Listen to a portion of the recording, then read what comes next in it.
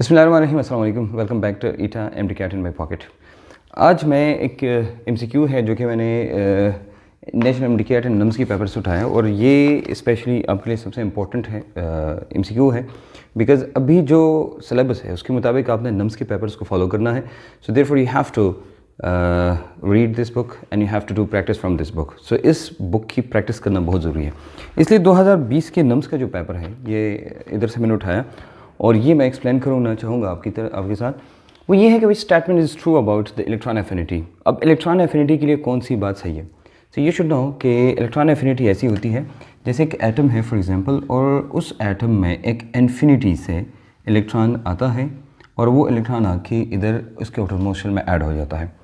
आप इसको थोड़ा सा समझेंगे तो आपको अंदाज़ा हो जाएगा कि इसका जवाब आपको मिल जाएगा कि वो जवाब क्या है।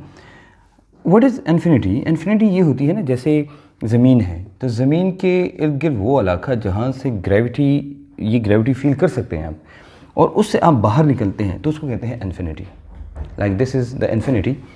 अब एटम से इतना दूर कि वो आप उसकी अट्रैक्शन या रिपल्शन फील ना कर सके, यानी एक इलेक्ट्रॉन है वो एक ऐसी जगह है जो कि असल में होता है 4r, ये 4r के बराबर होता है।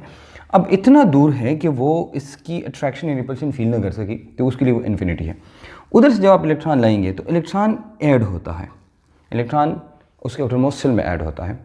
तो क्वेश्चन ये है कि which of the following is true about electron affinity. तो आपको समझ यही बात कि इलेक्ट्रॉन एफिनिटी असल में है क्या।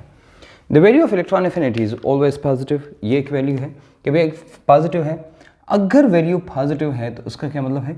पॉजिटिव का मतलब ये है कि जनाब ये एंडोथर्मिक प्रोसेस है। कौन सा प्रोसेस है? Endothermic process is always negative. Negative का मतलब ये है कि एक्सोथर्मिक प्रोसेस है। और फिर the value of first electron affinity is always positive, ये वाली, and then the electron affinity first value is always negative. अब इसमें से कौन सा ठीक है ये मैं आपको बताना चाहूँगा, लेकिन पहले अब ये समझे कि जब इलेक्ट्रॉन एफिनिटी आप मालूम करते हैं उसमें एक इलेक्ट्रॉन ऐड होता है आउटर मोस्ट शेल में, राइट।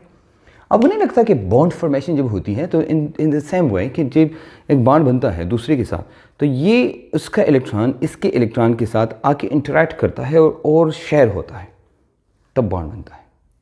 इसका मतलब है किसी और का इलेक्ट्रॉन आके उसके आउटरमोस्ट शेल में ऐड हो जाता है और इसके साथ भी ऐड हो जाता है। डू यू अंडरस्टैंड दिस कि भाई ये तो अब bond formation is almost similar like, ऐसा ना हो कि आप कहें कि exactly same but similar like electron affinity in which the electron comes and adds in here. It's the same way in the bond formation when the two atoms come together, the electrons they come and they interact with each other and definitely the electron adds to this atom. Do you understand? Now if you understand this, it means you can understand this easily in a very simple way, and the way is कि जब electron affinity में electron आता है तो क्या होता है?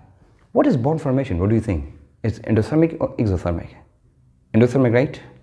No, that is exothermic. उसकी एक वजह है।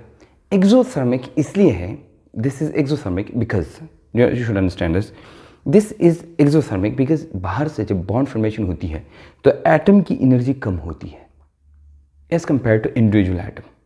एक एटम है उसकी जो एनर्जी है और जब बॉन्ड बन जाता है तो उसकी एनर्जी कम होती है तो डेफिनेटली एनर्जी रिलीज होती है, and same is the way of electron affinity. तो ये जो मैं जितनी बात कर रहा हूँ ये जितनी बातें मैंने की this is for the first electron affinity. First पहला इलेक्ट्रॉन जब आता है, कभी कभी ऐसा होता है फॉर एग्जांपल आप ऑक्सीजन लेते हैं तो ऑक्सीजन की पहली जो इलेक्ट्रॉन एफिनिटी है that is negative, and you know that the negative thing is exothermic. ये क्या है? एक्सोथर्मिक है। मतलब कि पहली इलेक्ट्रॉन एफिनिटी क्या है? यानी पहला इलेक्ट्रॉन जो बैठा होता है दैट इज एक्सोथर्मिक। ये क्लियर है। लेकिन अब दूसरा जब इलेक्ट्रॉन आता है, दूसरा electron definitely it has some electrons in the outermost shell. Do you understand? Like 1s2, 2s2 and 2p2 and 2p4. Yes, 1s2, 2s2 and 2p4. 4 5 6 7 8 electrons. 8 हो गए, एक इलेक्ट्रॉन और है। It means the electrons become 5 in here. यानी electrons become 5 in here। जब electron 5 हो जाते हैं, अब एक और इलेक्ट्रॉन आता है तो ये कंजस्टेड हो जाते हैं, स्मॉल साइज है। तो because of the small size and congested atom, अगर आपने एक एक्स्ट्रा इलेक्ट्रॉन ऐड करना है, if you have to add another electron, it means कि ये वैल्यू फिर नेगेटिव नहीं रहेगी, ये पॉजिटिव हो जाएगी। कहने का मतलब ये है कि पूरी कहानी का मतलब ये है कि इसका खुलासा कि first electron affinity is always and always negative, but the second one is either be positive or negative, like in the same way both cases are possible. So therefore the first electron affinity is always negative, and option number D is the correct option.